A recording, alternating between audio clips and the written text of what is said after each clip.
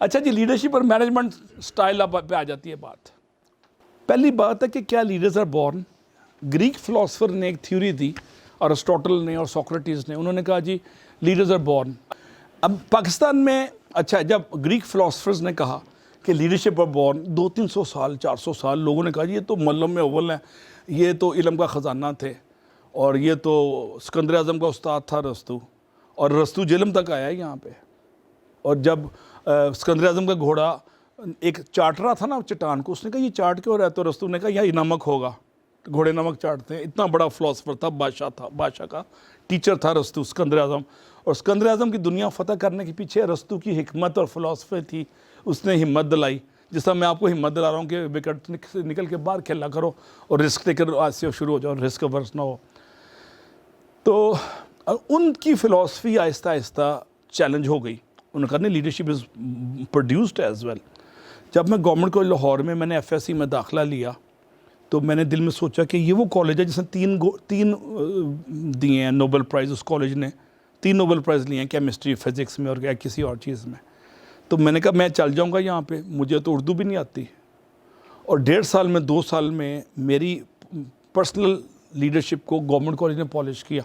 میں debating society میں آ گیا، میں ڈرامٹک سوسائٹی میں، پتہ نہیں کس سوسائٹی میں، میگزین کا ایڈیٹوریل بورڈ میں آ گیا راوی میں.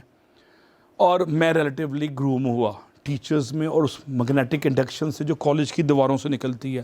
گورنمنٹ کالج کے ٹاورس ہیں نا، میگنیٹک ریز نکلتی ہیں انویزیبل، اور وہاں کے راوینس کو نا وہ ان کے نارتھ اور ساؤتھ کو لائن کر کے میگنیٹ بنا دیتی ہیں. اسی لیے راوین ایکسل کرتے ہیں دنیا میں. پتہ نہیں شاید آپ کو پتہ ہے، یہ راوینس تھیوری ہے، یہ میری اپنی اختراع ہے. تو میں 1.5 سال میں ریلیٹیو ٹرمز میں گروم ہو کے نکلا اور میں یو ٹی چلا گیا. یو ٹی میں بھی ہم نے رگڑا کھایا، اور یو ٹی میں نے فیصلہ کیا کہ میں اپنی پرسنل لیڈرشپ کو یوز کروں گا اپنی ترقی کے لیے. 1982 میں میرے ساتھ ایک فلمی حادثہ ہوا. اردو فلموں میں حادثہ ہوتا ہے نا، ارے تم. میرے ساتھ حادثہ ڈفرینٹ ہوا. میرے ایک اسکول یونیورسٹی ٹیچر نے مجھے کہا، کمپیوٹر کا ٹیچر تھا ہمارے پاس یو ٹی میں. 1980s میں کمپیوٹر تھا IBM 1130، بہت پرانا تھا، 1960s کا. اور اس وقت پاکستان میں 4 مین فریم تھے. مین فریم PC تو ایجاد ہی نہیں ہوا تھا. ایک مین فریم GHQ میں تھا، ایک اسلام آباد میں تھا، ایک حبیب بینک کراچی میں تھا، اور ایک UT میں تھا. وہ مین فریم اتنا پرانا ہو گیا تھا کہ وہ بالکل ہی آبسلیٹ ہو گیا تھا، اس کی لائف ختم ہو گئی تھی. تو کمپیوٹر ٹیچر کو میں نے کلاس میں کہا کہ آپ ایک نیا مین فریم لے لیں. کہتا تمہیں پتہ ہے کتنا مہنگا ہے؟ اتنے $1 ملین کا ہے. تو میں نے بے اختیار کیا دیا کہ آپ ورلڈ بینک سے لون لے لیں یا IMF سے لون لے لیں، جو میری سوچ لفظ آیا. کہتا اچھا تم جب ورلڈ بینک میں جاؤ گے نا تمہیں ہم $4 ملین دے دینا، میں وہاں سے لے لوں گا. وہ میرے لیے ایک چیلنج بن گیا. میں کہا میں ایسی کی تیسی ورلڈ بینک میں جانا ہی جانا ہے. اچھا I was never been a topper. مجھے زندگی میں کبھی گولڈ میڈل تو کیا اسکالرشپ بھی میٹرک FSA میں نہیں ملا. مارجن پہ نیوے ہو کے مڈل آرڈر بیٹسمین نہیں ہوتے. اچھا جب میں نے اس کو چیلنج کے طور پہ لیا، میں نے کہا میں نے امریکہ جانا ہے، PhD کرنی ہے اور ورلڈ بینک میں کام کرنا ہے. یہ صوفی رشید صاحب نے کیا دیا. صوفی رشید ہمارے ٹیچر کا نام تھا، اور بڑا اچھا صوفی تھا، بڑا اچھا انسان تھا. لیکن اس نے میری سوئی ہوئی غیرت کو جگایا. اس کا خیال تھا کہ میں جا نہیں سکتا ورلڈ بینک میں. میں نے کہا صوفی صاحب کو تو بتاؤں گا. 8-10 سال میں نے پورا پلان کیا اور میں نے اپنی پرسنل لیڈرشپ سٹائل کو پالش کیا to some extent so that I can qualify for the west. مجھے ویسٹ کے لیے میں تو بیسیکلی تھکا ہوا لاہور کا ایک سائیکل زدہ موٹر سائیکل زدہ لڑکا تھا. مجھے تو پتہ ہی نہیں تھا کہ امریکہ. اور میں جب پنڈی میری پوسٹنگ ہوئی تو میری تنخواہ اتنی تھوڑی تھی کہ میں لاہور ایئر کنڈیشن کار میں بھی اس بس میں بھی جا سکتا تھا. میں ٹویوٹا ہائیس میں جاتا تھا کیونکہ اس کو کرایہ آدھا تھا. اتنی تھوڑی تنخواہ تھی میری رزق لال میں. اور جب ٹویوٹا ہائیس میں اب 6 بندوں میں ایسے ہو کے بیٹھے تو پیچھے کمر میں پکا کوپ پڑ جاتا ہے یا نکل جاتا ہے، ایک ہوتا ہے، 2 میں سے ایک ہوتی ہے. تو میں ان مرحلے شوق سے گزرا ہوں.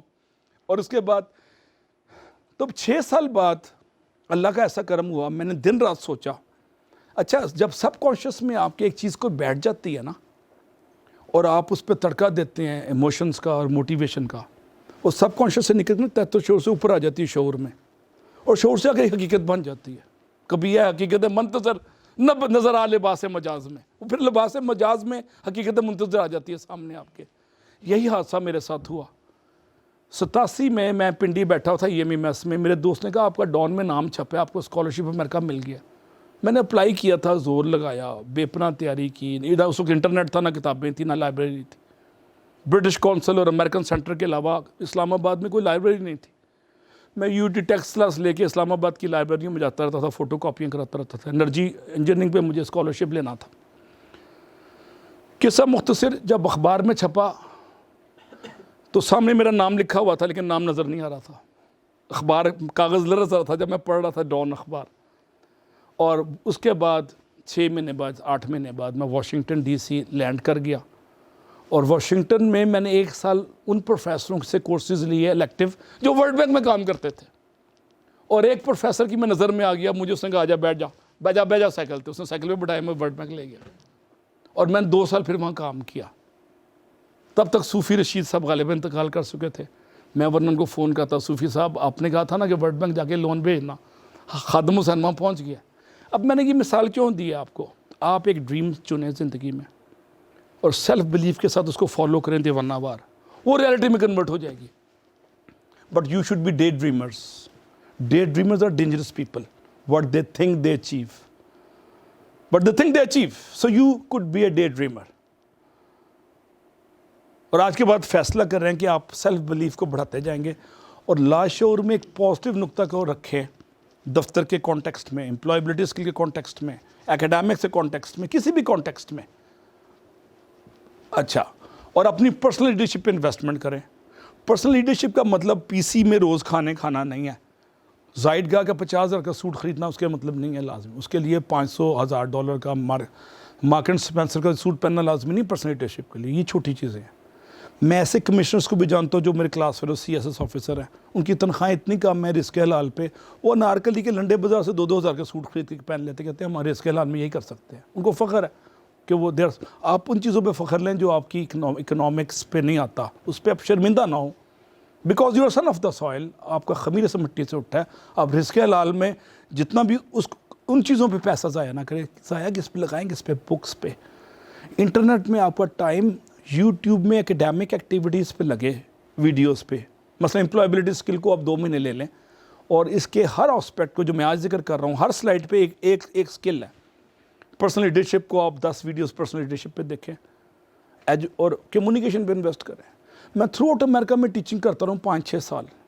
میرے ساتھ کے دوست وہ پیزا بانٹ رہا ہے, کوئی اخبار بانٹ رہا ہے, کوئی پیٹرول پمپ پہ کام کر رہا ہے.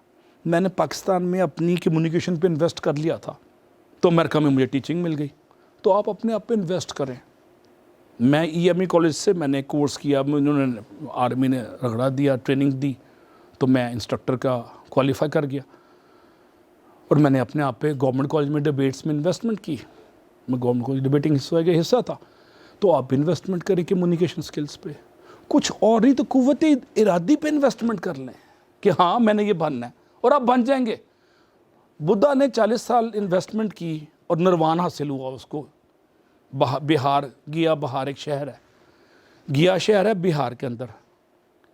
اور 40 سال بعد اس کی فائنڈنگز میں ایک فائنڈنگ یہ بھی تھی, what you think you become. جو آپ سوچتے ہیں وہ بن جائیں گے. بدھا نے باقاعدہ کنکلوڈ کیا کہ جو آپ سوچتے ہیں بن جائیں گے. میں نے بدھا کی سٹیٹمنٹ 10 سال پہلے پڑھی اور 1982 میں 3rd ایئر میکینیکل میں جو میں سوچا میں بن گیا. اس میں تکبر نہیں, یہ اعتماد ہے. خود اعتمادی تیقن کی سیڑھی کا پہلا زینہ ہے. خود اعتمادی تیقن کی سیڑھی کا پہلا زینہ خود اعتمادی ہے.